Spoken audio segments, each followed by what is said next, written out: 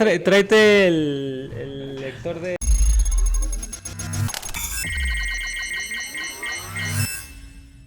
Bienvenidos a El Bloque, el nuevo videocast de Desempacados. Yo soy Samtastic y en esta tarde en la Ciudad de México, desde donde se graba este videocast, tenemos nada más y nada menos que a Smite. ¿Cómo estás? ¿Qué onda, hermana? Muy chido, muy bien, muchas gracias. Qué chido por la invitación. Bueno, Smite, antes que nada, gracias por estar aquí con nosotros y queremos que nos platiques muchas cosas, pero vamos a comenzar ahora sí que por lo principal. ¿Cómo son los inicios de tu trabajo? Pues inicié hace justo 20 años, de hecho ya serían 21. En el 2021 cumplimos 20 años, estoy redundando. No, en el 2001 empezamos a hacer graffiti, justo fue como la punta de lanza del cotorreo y pues todo lo hemos estado haciendo muy de la mano de las herramientas del empirismo y de do it yourself, entonces como que llevamos esa bandera siempre. O sea, digamos que has encontrado a través de todo este tiempo diferentes soportes para plasmar pues tu arte, o en este caso empezaste en el graffiti, ¿no? No solo en las bardas, sino en otras partes. ¿Cómo surge el nombre de Smite?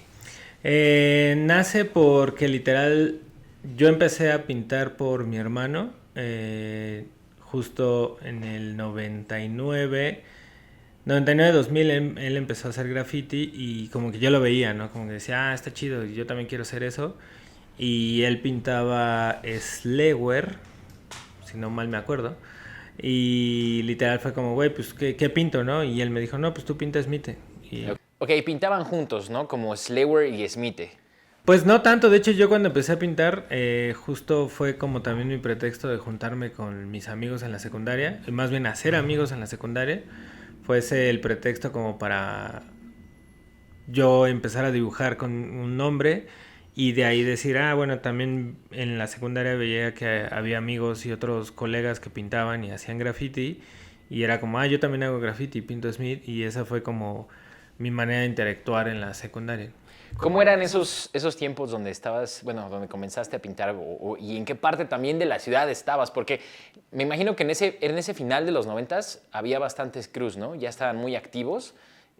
Si bien es cierto, pues había como estos crews de los 80s que venían desde las periferias. De repente como que hubo una explosión después del 95, ¿no? Mucha gente ya quería pintar y se asociaba mucho con la patineta. Cuéntame un poco más de pues eso. Yo la neta empecé en Iztapalapa, justo en el 99-2000, y ahí las primeras como corrientes de graffiti eran literal magazines, revistas del Chopo, la revista Adicción que justo la publicó Hollow. Era de Hollow, ¿no? Hollow en el 2001. O sea, fueron como de estas primeros publicaciones independientes. También había una que se llamaba Pro X, que fueron de las primeras fanzines que me acuerdo. Seguramente había otros mucho antes, pero fueron las que yo consumía en esos tiempos. Okay. Y estas eran las que nos daban como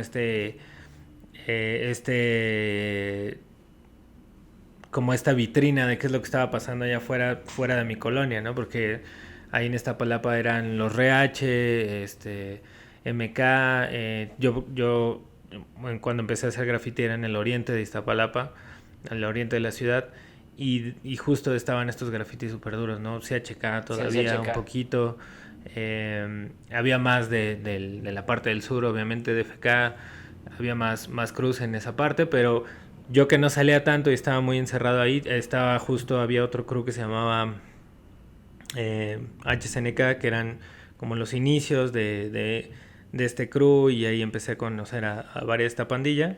DEC era otro crew que también eran muy pesados ahí en Iztapalapa, pero justo eran como los primeros diálogos y yo lo hice mucho como sabía que tenía como un skill de dibujar y de meterme a hacer cosas en el cuaderno, y como que el conocer el graffiti y saber que no necesariamente necesitas un cuaderno o un marcador o algo para hacer algo en la calle, pues estaba más chido, ¿no? O sea, como salir de del tema de hacerlo en un cuaderno o en una hoja, como llegar a decir, pues lo voy a hacer en la calle y me vale verga, pues creo que eso era lo chido. Digamos que esa fue la puerta que abrió o que dio rienda suelta a tu creatividad ya para todo lo que estás haciendo ahorita.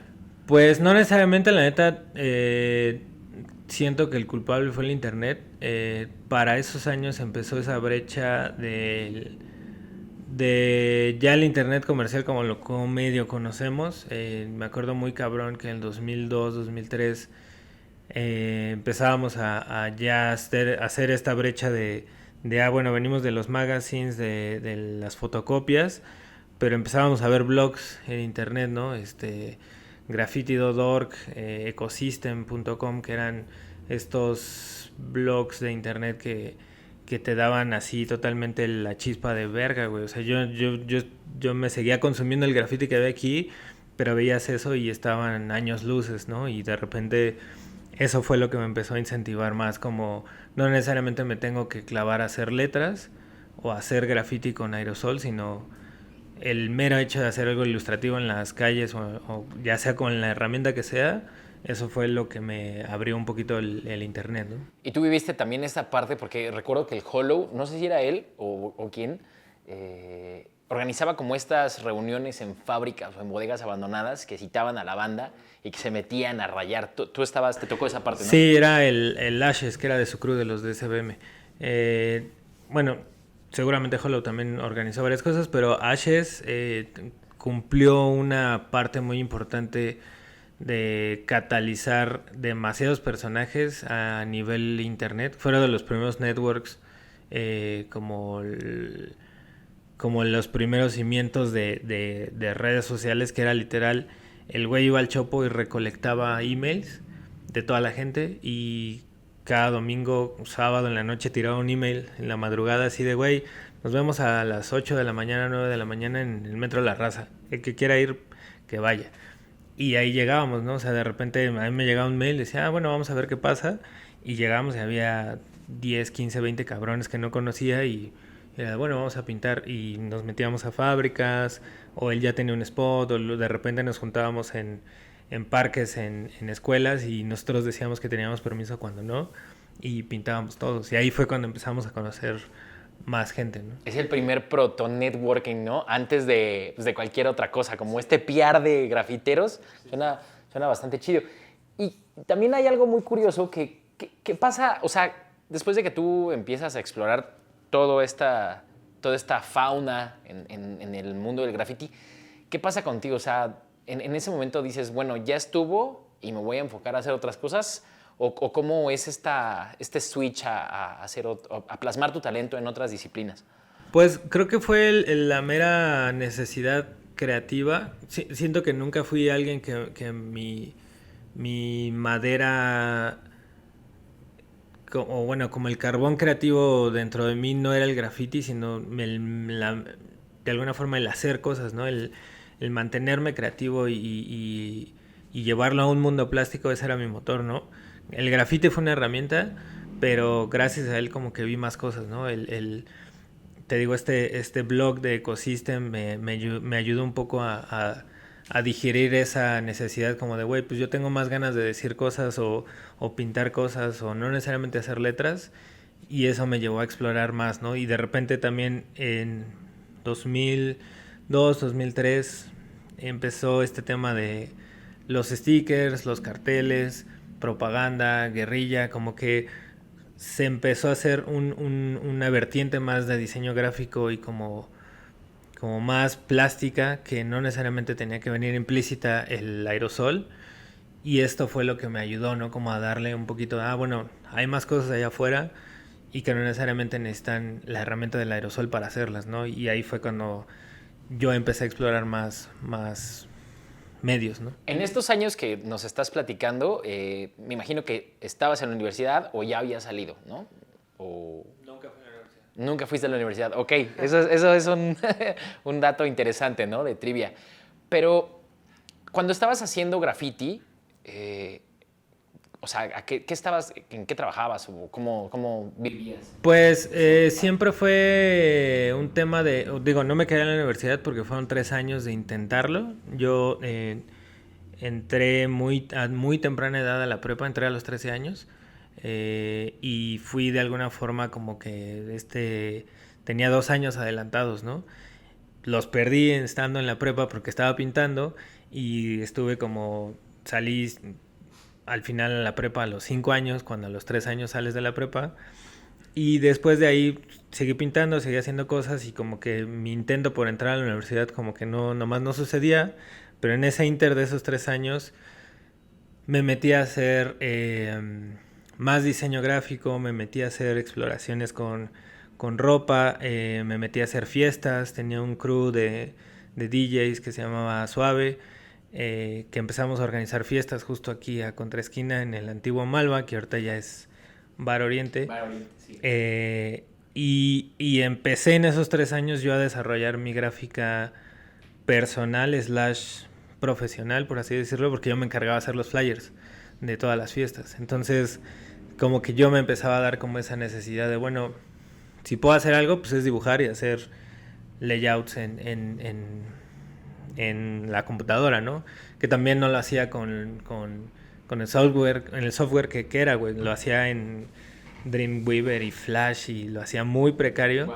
Pero la neta como que de alguna forma era como mi necesidad, ¿no? De bueno, tengo estas herramientas, tengo mucho tiempo libre en mi casa y esas eran mis horas, ¿no? Y Dreamweaver, ¿no? Que es mucho de principios de los 2000, los primeros años.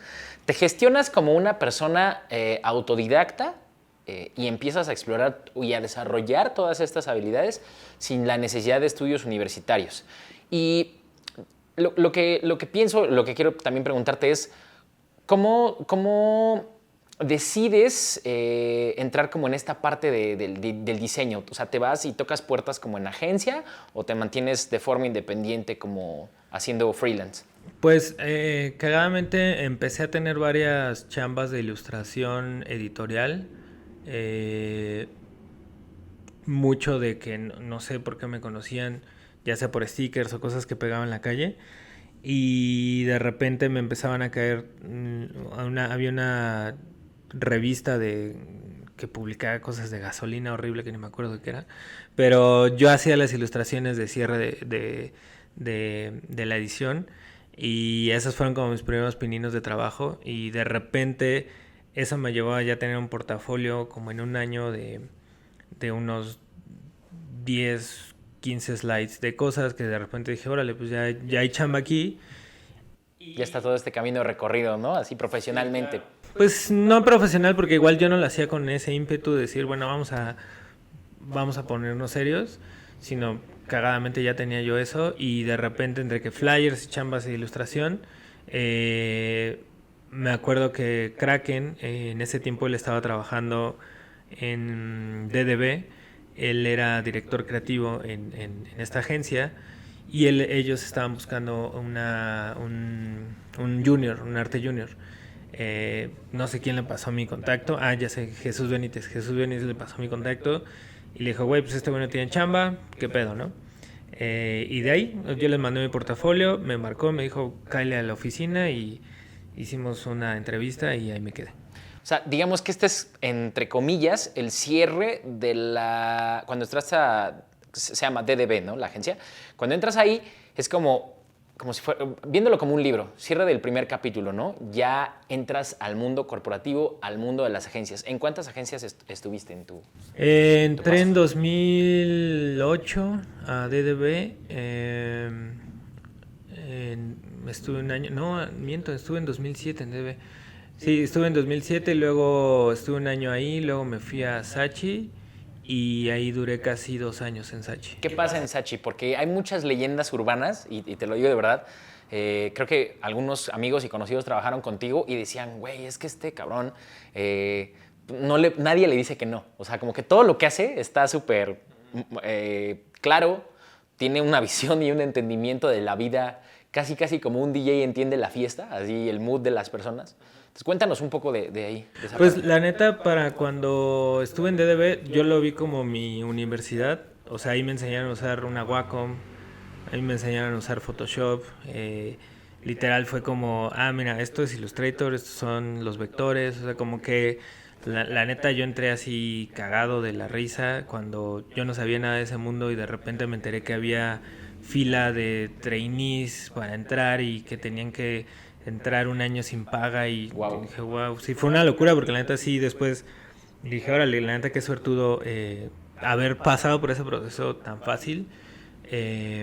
Y yo lo aproveché justo porque fue como mi conocimiento, por así decirlo, y también el entendimiento con clientes, campañas, desarrollar ideas, que eso me encantó mucho, ¿no? O sea, eso fue, creo que lo más bonito de las agencias, como el que me dieran herramientas para hacer válida una idea, eso está muy cabrón. O sea, como que hacerle creer a la gente que una idea es importante, eso me ayudó mucho en las agencias. Es parte de la vida, ¿no? Hacerle creer como vendérsela. Pues más que hacérsela creer, realmente justificarla y hacerla razonable, ¿no? Decir, ah, no, estos güeyes no me están vendiendo mamadas, ¿no? Están haciendo algo chido. Claro. Cuando realmente es profit. Oye, y bueno, yo recuerdo este momento, y creo que me tocó un poco vivirlo por donde trabajaba, que llega el final de tu estadía en Sachi, que fue como 2008, 2009. 2009. Se cierra ese bloque. Tenías que ir hasta Santa Fe todos los días. Todos los días, de Iztapalapa a Santa Fe. ¿Cuál es? O sea, tengo dos preguntas.